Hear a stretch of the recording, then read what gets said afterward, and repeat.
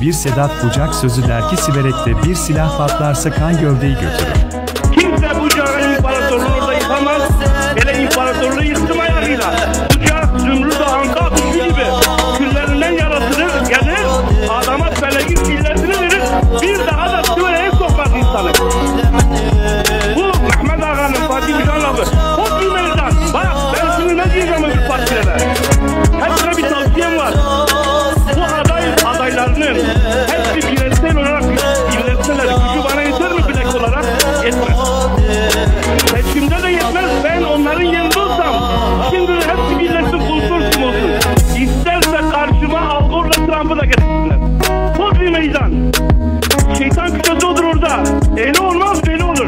Şimdi onlar düşünsün.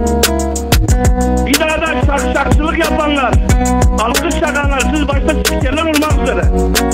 Urfa'daki bir yanlış hareket olmaz. Urfalılardır, öyle montaj sahte adamlarla olmaz. Evet. Kardeşim, sahte saat yok mu? Sahte bal yok mu? Sahte para yok mu? Sahte şeyh var, sahte hoca var, sahte ağa var, sahte kabadayı